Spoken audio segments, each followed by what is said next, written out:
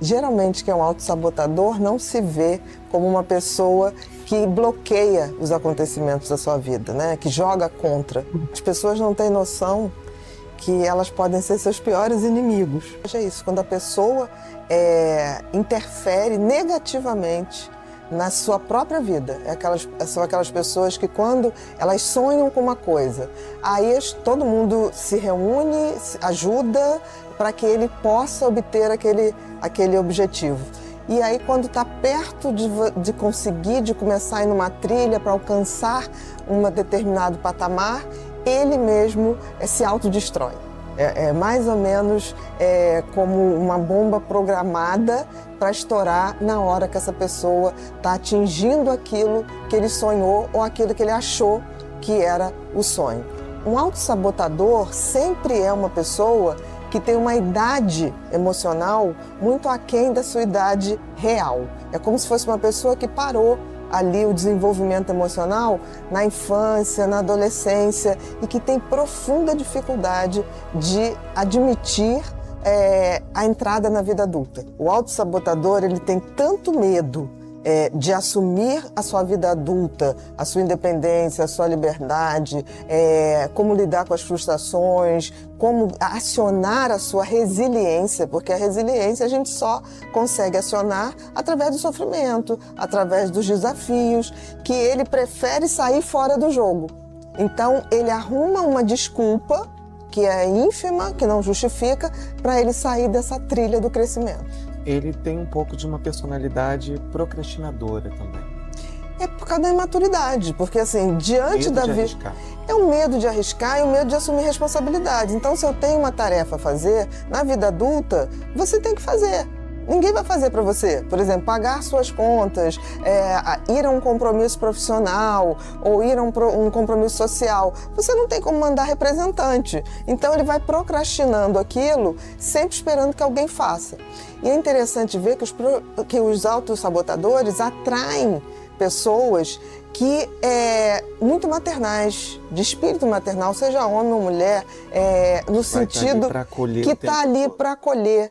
E que acaba sendo muito ruim, porque sobrecarrega essa pessoa, a relação fica como mãe e filho, ou pai e filho, ou mãe e mãe. Em busca de um homem, na verdade você está buscando alguém que assuma a vida adulta por você. O autossabotador é quase um filho que saiu de casa, quer sair de casa, mas ele quer continuar almoçando na casa da mãe, lavando a roupa na casa da mãe, que os pais paguem as suas contas de condomínio, de IPTU. É mais ou menos isso, é a dificuldade de se tornar um adulto, de se tornar uma pessoa inteira. Porque assim, liberdade tem um preço. O autossabotador, ele não quer pagar o preço do crescimento. Ele tem tanto medo, porque um autossabotador, no fundo, é uma pessoa muito medrosa. Ele tem tanto medo do crescimento que ele prefere desistir no meio do caminho. E nisso ele vai largando tudo no meio do caminho. Né? Tem cura, Bia? Tem cura. Tem cura sim, porque não é um erro de caráter, não é um erro de índole. O autossabotador ele pode até fazer o outro sofrer, mas porque antes o medo dele é muito maior. Mas a cura requer entrar no amadurecimento, admitir que vai entrar na vida adulta, querer sair dessa zona de conforto da infância, da adolescência, em que essas pessoas são tuteladas, né? Então, é mais ou menos uma síndrome de Peter Pan. Então, são pessoas muito bacanas em gerais, são pessoas muito animadas, inteligentíssimas, mas que têm um pavor tão grande de crescer, né? De se tornar realmente independentes, que eles acabam passando o tempo e eles ainda são aqueles adolescentes. Então são amigos que durante um tempo a gente tem na mesma faixa etária e eles são muito divertidos, muito legais. Aí você deixa de ver 10 anos. Quando você encontra 10 anos, ele está na mesma situação de 10 anos atrás. Isso não quer dizer que a pessoa tenha que progredir nisso ou naquilo, mas ela tem que amadurecer. Né? E amadurecer significa mudar a postura diante da vida. Porque assim, não tem viver sem amadurecer. Se você ficar o tempo todo, como o Peter Pan, parado ali na infância e adolescência, essa pessoa vai chegar uma hora que ela vai perceber isso e vai ser tarde, porque não tem mais tempo. Então, o autossabotador, ele está sempre achando que tem muito tempo. Ele é um impostor da sua própria vida. Na realidade, ele se sente um impostor, né? Porque ele tem medo que as pessoas descubram que ele não é tão bacana quanto ele tenta se apresentar. Mas, na realidade, as pessoas descobrem porque não há uma evolução no crescimento dele. Eu não estou falando do crescimento material, eu estou falando do crescimento de postura diante a vida.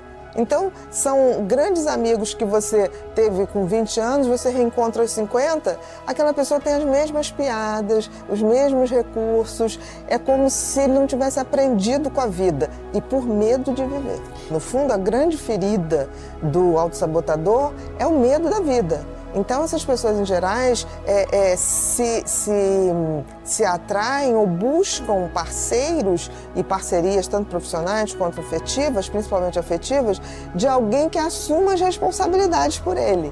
E é interessante que, ao mesmo tempo que ele busca alguém que se responsabilize por ele, ele fica o tempo todo justificando o seu não amadurecimento por achar que aquela pessoa que ele está impede. Então ele começa a achar que a pessoa... Feito criança, que fica assim, eu não vou ali porque minha mãe não deixa. Eu não faço isso porque minha mãe me boicota. Eu não faço isso. Então o autossabotador, ele tem muito esse discurso de que está tudo errado na vida dele por conta dos outros. E quando na realidade é por falta de coragem para enfrentar a vida. O autossabotador, ou essa personalidade dependente, ele tem uma dificuldade muito grande de dizer não para o outro. Porque ele é muito seguro, ele tem medo de perder. Não, ele quer agradar. Ele quer agradar. E aí ele vai tentando agradar e é impossível. Porque amadurecer é chegar e dizer não posso, não consigo. A sinceridade e aceitar que a gente tem limitações.